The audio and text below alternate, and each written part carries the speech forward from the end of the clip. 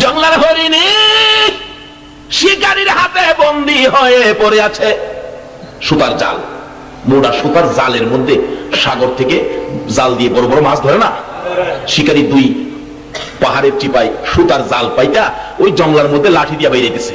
লাঠির বাড়ির আওয়াজ শুনে হরিণ তো একটা দুই পাহাড়ের মাঝখান দিয়া দৌড় দিয়ে গিয়া সুতার জালে আটকিছে। যত নড়াচুরি করে ততই জাল পেছায়। শিকারী দূর থেকে খুশি মুস্কি মুস্কি হাসে, রে হরিণী আর দৌড়াদৌড়ি করিস না, নড়াচুরি করিস না, বন্দী হয়ে গেছো। ভালো করে পেঁচাইয়া শিকারী শেষরাইয়া কিতাব লেখে, আলগাইতে পারে না ভারী বেশি, হরিণটা মোটা তাজা বেশি ছিল বিদায় শেষরাইয়া নিতেছে। হরিণী শেষরাইয়া নিতে যাইয়া গো এই পাথরের কণাই লাইগা হরিণের সমস্ত চামড়াগুলো ছিলা রক্ত বাহির হইতেছে। হরিণ গাছের গোড়ায় যখন জালটা দিয়ে বেঁধে রাখলো, হরিণ চোখের পানিগুলো ছেড়ে ছেড়ে কাঁদতেছে। একটু পরে দেখা যায় দয়ার নবী মায়ার নবী এই রাস্তা দিয়ে আসতেছে। আল্লাহু আকবার বলো। হরিণ দূর থেকে আমার নবীকে দেখে চোখের পানি ছেড়ে ছেড়ে ডাকতেছে, প্রভু গো আমার জবান খুলে দাও না, তোমার বন্ধু রাহমাতাল লিল আলামিনের কাছে আমার মনের দুঃখগুলি বলি। আল্লাহ বলেন, জংলার হরিণ রে, আমার বন্ধুর সাথে কথা বলার জন্য জবান খুলতে চাইছস, যে নবীর উসিলায় এত কিছু করেছি, এই নবীর সাথে কথা বলবি, যা তোর জবান খুলে দিলাম। যে নবীর পক্ষে গেলে জংলার হরিণের জবান পর্যন্তই আমার আল্লাহ খুলে দেয়। বলুন এই নবীর পক্ষে গেলে আমরা লাভ হবে না লস হবে? কাছাকাছি আসার পরে হরিণ ডাকতেছে, প্রভু গো আপনার বন্ধু আইসা গেছে, জবানটা খুলে দেন না। আল্লাহকে যা জবান খুলে দিলাম। হরিণ ডাকতেছে, প্রভু গো আপনার বন্ধু আইসে কথা বলি। প্রথম সালাম দিলেন, আসসালাতু ওয়াসসালামু আলাইকা ইয়া রাসূলুল্লাহ। নবী কই কি আশ্চর্য, হরিণ সালাম দিতেছে, কি ব্যাপার হরিণ? ওই যে আমি বিপদে পড়ে গেছি, শিকারীর হাতে বন্দী। দেখেন শেষরাইয়া আনতে যাইয়া আমার চামড়া সিলাইছে, রক্ত বাহির হইতেছে। নবী গো এটা তো সাধারণ দুঃখ, এর চেয়ে বড় দুঃখ, মাত্র দুইটা বাচ্চা প্রসব করেছি। সকালবেলা ওই পাহাড়ের কিনায় জংলার কিনারে বাচ্চাগুলো রাইখা ঘাস পানি খাইতে আসছিলাম, এখন শিকারীর হাতে বন্দী। আল্লাহ নবী গো আমার বাচ্চা দুইটা না খায়া মরে যাবে, হুজুর যদি দয়া করে একটু সুযোগ আমার দিতেন, আমি জীবনের মতো বাচ্চাগুলো দেখে আসতাম, আর একটু দুধ বাচ্চাদেরকে জীবনের শেষ খাওয়াই আসতাম। আমার নবী তোর দয়াল নবী, সকল সৃষ্টির জন্য যিনি করুণা।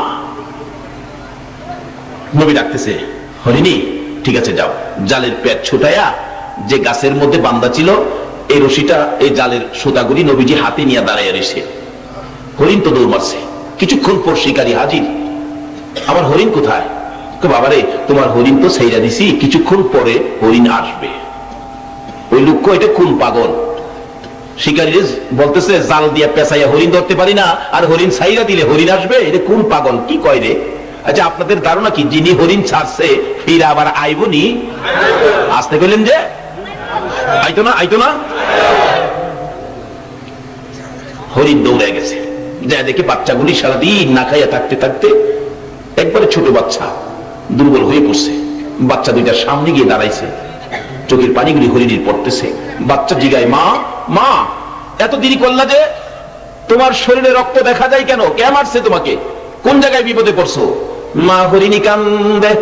ও বাচ্চারা শোনো, প্রশ্নের পর প্রশ্ন করো না, সময় নষ্ট করো না।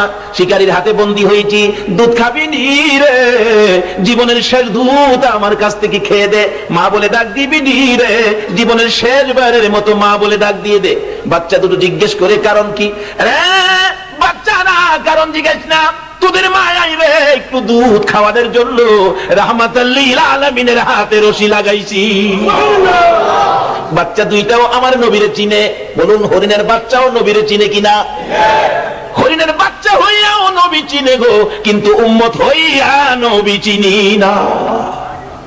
একটা হরিণের জন্য নবী করুণা, কিন্তু নবীর পক্ষে গেলে, নবীর পক্ষে না গেলে না।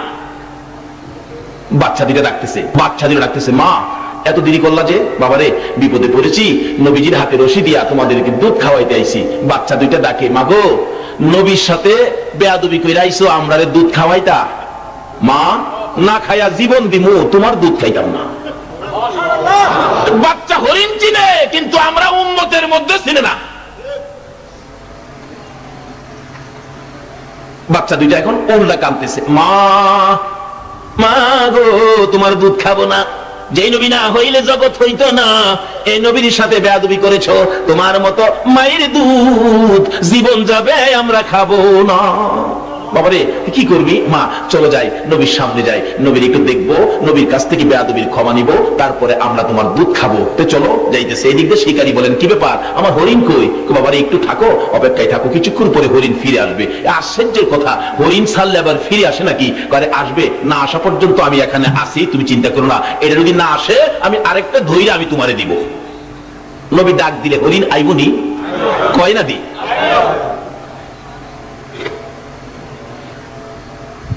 আচ্ছা দেখি, কিছুক্ষণ পর দেখা যায় আগে আগে মা হরিণীটা, পিছনে দুইটা বাচ্চা আসতেছে। রাসূল বলেন, বাবারে চিন্তা করো না, ওই যে তোমার হরিণ আসতেছে। শিকারী তাকায় দেখে হরিণ গিয়েছিল একটা, আসতেছে কয়টা?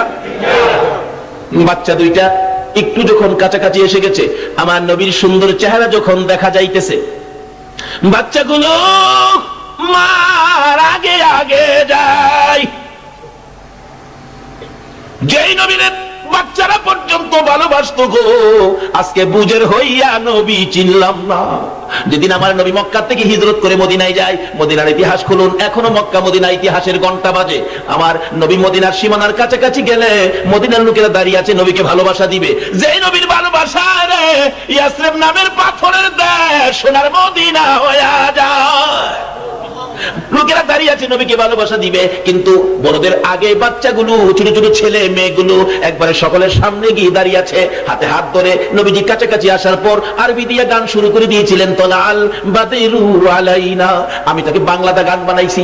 আমার নবী মদিনার সীমানায় গেলে রাসূল বলেন, ছোট্ট ছোট্ট ছেলে মেয়েরা সবার আগে আমাকে ভালোবাসা দিতে যাইয়া, বাচ্চাগুলো নবীকে ঘেরাও করে দাঁড়াইয়া সবাই ডাকতেছে, আরে মা আমিনার কোলে দেখো চাঁদ উঠেছে। বলুন, মা আমিনার কোলে দেখো চাঁদ উঠেছে, যাহারি প্রেমেতে জাহান পয়দা হয়েছে। হায়রে যাহারি প্রেমেতে জাহান। আমার নবী বলেন, কচি কচি বাচ্চা ছেলে মেয়েরা, সত্যি কি তোমরা আমাকে ভালোবাসবি? বাচ্চারা বলেন, ইয়া রাসূলুল্লাহ, আমরা কসম খাইলাম গো, জীবনের বিনিময়ে আপনাকে ভালোবাসবো। রাসূল বলেন, প্রভু গো। বাচ্চারা বলে, জীবনের বিনিময়ে আমাকে ভালোবাসবে? আমিও কথা দিলাম এই দেশের মানুষকে ভালোবাসবো। আমার আল্লাহ বলেন, বন্ধু তোমার ভালোবাসার কারণে ইয়াসরিব নামের পাথরের দেশ আমি আল্লাহ সোনার মদিনা বানাইয়া দিলাম। যে নবীর ভালোবাসায়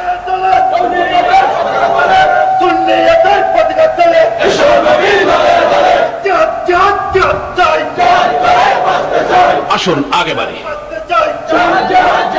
বাবারা, কুচি কুচি বাচ্চারা পর্যন্ত নবীকে চিনত, মারকুলের শিশুরা পর্যন্ত নবীকে চিনত। আজকে আমাদের কোন ভূতে ধরছে নবীকে নিয়ে ধাক্কাধাক্কি করি? হরিণের বাচ্চাগুলো মার আগে আগে দৌড়ায় যাইয়া একবারে নবীজির পাও মোবারকে পড়ে ডাকতেছে, আল্লাহর নবী গো, ও দয়ার নবী, মা বেয়াদবি করেছে, মাফ করে দেন, না হয় আমরা মার দুধ খাবো না, জীবন দিব, দুধ খাবো না। বড় হরিণ কাছে দাঁড়ায় রয়েছে। আমার নবী ডাকে, ও শিকারী দেখ, হরিণ গিয়েছিল একটা, ফিরে আসছে তিনটা। আল্লাহু আকবার। শিকারী, এবার বল কোনটা নিবি রে? বড় হরিণ নিবি না বাচ্চা হরিণ নিবি? না, যিনি হরিণ একটা ছাড়লে তিনটা আসে ওনাকে নিবি। অর্থাৎ হরিণ নিবি বড়টা না বাচ্চাটা? না, নবীকে নিবি। শিকারী বলেন, একবার হরিণের দিকে চাই, আবার বাচ্চার দিকে চাই, আবার আমার নবীর সুন্দর চেহারার দিকে চাই। অবশেষে ডাক মারলেন, যেই নবী একটা হরিণ ছাড়লে তিনটা ফিরে আসে রে, আমি আর হরিণ নিব না, আমি সেই নবী নিয়ে নিলাম। এইভাবে রাহমাতাল লিল আলামিনের প্রচার আমার আল্লাহ সমাজে ঘটিয়েছেন। আজকে সে নবীর উম্মত আমরা রবিউল আউয়াল চাঁদে এই মাহফিলে বসেছি। আসুন দেখি আমাদের জন্য কি বাজেট, কি লাগবে, কি দরকার, সব আজকে পাবেন। আমার আল্লাহ বলেন, নবীর আগমনের চাঁদে রবিউল আউয়ালে আমি আল্লাহ এমন একটা দরজাও বাকি ছিল না যে রহমতের দরজাগুলো নবীর আগমনে আমি আল্লাহ খুলি না। সব রহমতের দরজা নবীর আগমনে আমি আল্লাহ খুলে দিয়েছি। আসুন আমরা এই রবিউল আউয়াল চাঁদে সে নবীর পক্ষে স্বীকারোক্তি দিলাম, আমরা নবীর পক্ষে থাকবো। আল্লাহ বলেন, আমার এই নবীর পক্ষে যারা থাকবে আমি আল্লাহ তাদের পক্ষে থাকবো। আসুন, বৃষ্টির দরকার, আমরা নবীর পক্ষে গিয়েছি।